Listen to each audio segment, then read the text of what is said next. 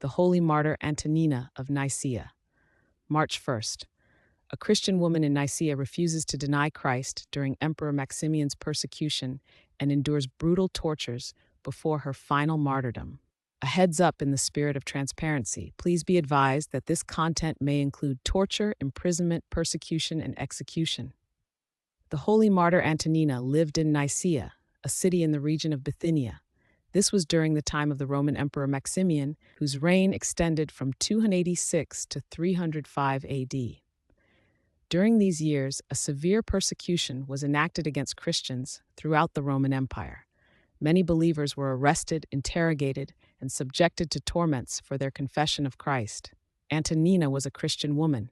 She held firm to her faith in Jesus Christ, even as the imperial decrees against Christians became known in Nicaea.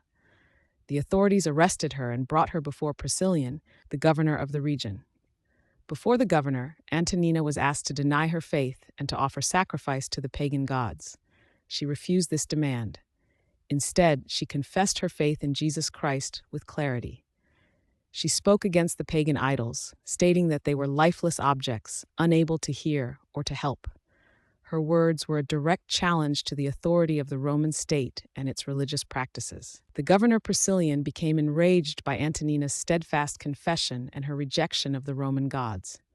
He ordered her to be subjected to torture. Soldiers carried out the governor's command. They scorched her sides with hot irons. Antonina endured this torment. Her body suffered the heat of the irons, but her spirit remained unbroken. Her faith provided strength during this physical trial.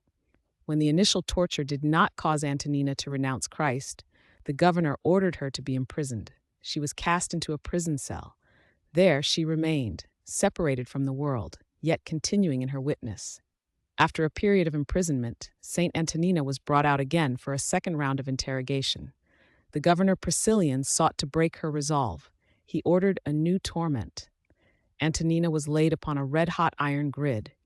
This was a severe form of torture, designed to inflict great suffering and to compel a recantation of faith. However, during this ordeal, a wonder occurred. Antonina remained unharmed on the red-hot grid. The power of God preserved her body from the flames and the heat. This preservation was a testament to her faith. It confounded her persecutors, who saw that their methods of torture were not effective against her. This event also served as a witness to any who observed it, showing the divine protection granted to those who confess Christ. The governor Priscillian observed that torture did not compel Antonina to deny Christ. He also understood that her endurance was inspiring others. Her steadfastness in the face of suffering was a powerful example.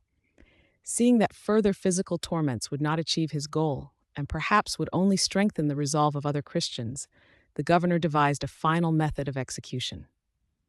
Antonina was placed into a sack. This sack was then sewn shut, enclosing her completely. The bound sack, with Antonina inside, was then cast into a lake near Nicaea. In this manner, she completed her earthly life and received the crown of martyrdom. Through her death, she bore witness to Christ until the end. Her memory is honored by the Church, which commemorates her on March 1st.